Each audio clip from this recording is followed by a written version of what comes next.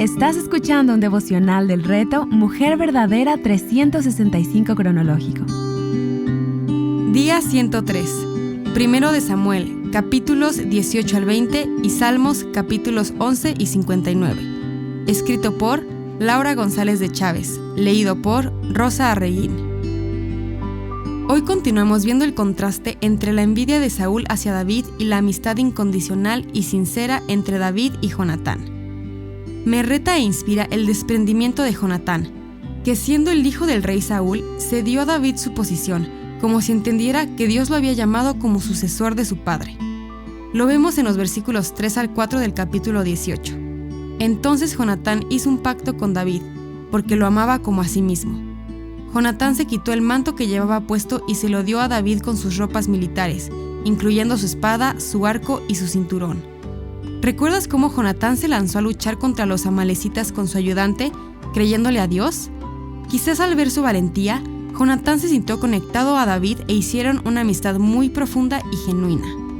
Saúl estaba descompuesto, torpe y sin entendimiento, tal y como lo dice el salmista en el Salmo 73. Estaba lleno de sospecha, temor, celos, envidia y odio. David fue ganando reputación entre el pueblo por sus batallas victoriosas y su comportamiento prudente.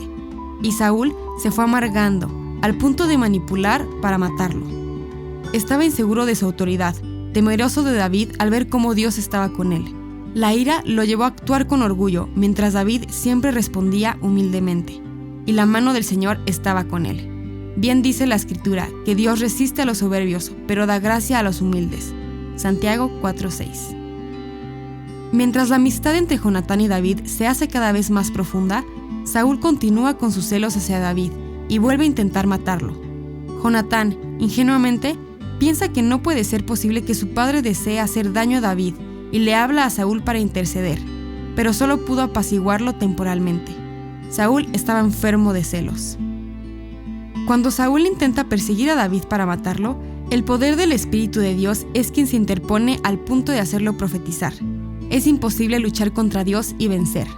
Muchos son los planes en el corazón del hombre, mas el consejo del Señor permanecerá. Proverbios 19:21.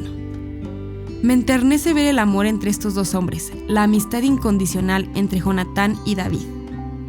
Creo que la siguiente realidad descrita en esta porción es muy importante a la hora de establecer una amistad incondicional. El Señor esté entre nosotros dos para siempre. Capítulo 20, versículo 23.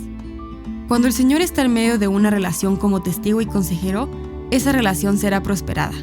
Un cordel de 3 hilos no se rompe fácilmente. Eclesiastés 4:12. En los versículos 14 al 17 del capítulo 20, vemos que Jonatán, con amor y humildad y a pesar de él ser el verdadero heredero del rey, reconoce que David llegaría a ser rey sobre él. Veremos más adelante que David fue fiel a su promesa a Jonatán. Vamos a ver que David extiende misericordia, hesed, bondad, el amor fiel que Dios nos da a nosotros y que extendemos por gracia a los demás. A Mefiboset, su hijo paralítico, por causa de su amistad con Jonatán. En lugar de defenderse de los ataques de Saúl, David huye. Él estuvo en peligro constante, pero el Señor lo libraba de manera providencial. Había sido ungido como futuro rey, pero él no trata de acelerar los planes de Dios tomando las cosas en sus manos. Él honra al rey y huye de su presencia para preservar su vida. Este tiempo de preparación sería necesario para equipar a David como nuevo rey. Humíllense en la presencia del Señor y Él los exaltará. Santiago 4:10. Salmos 11. En medio de sus dificultades, David confiaba en Dios. Él era su refugio seguro. Al igual que David, Dios nos invita a dejar nuestras cargas en Él, a confiar en que Él gobierna sobre todo y todos. Por tanto, descansamos en Él para poner a sus enemigos y a nuestros opresores bajo sus pies. La venganza es del Señor. Salmo 59.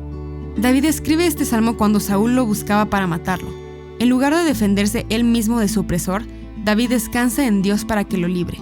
En varias ocasiones él pudo haber matado a Saúl, sin embargo, él confió en Dios para su justicia. Mientras esperaba su liberación, él oró y esperó en Dios pacientemente y alabó. ¡Qué gran ejemplo y lección para nosotras! Para meditar. ¿Alguna vez te has visto en una situación similar a la de Jonatán, donde debes reconocer que Dios ha puesto a otro sobre ti? ¿Cómo respondiste? Cuando eres atacada injustamente, ¿cómo respondes? ¿Dejas las cosas en manos de Dios o tratas de defenderte? En medio de las dificultades de la vida, ¿encuentras refugio en Dios? ¿Por qué sí o por qué no? Cuando ves a Dios usar a otra persona, ¿te invaden los celos? ¿Se amarga tu espíritu? La comparación es un pecado. Los celos perturban el espíritu de quien los padece. Ora por esas personas que producen celos en ti. Espera en Dios y confía en que Él cumplirá sus propósitos con tu vida. Salmos 138:8. Glorifícalo con lo que Él te ha dado y quita el foco de ti misma.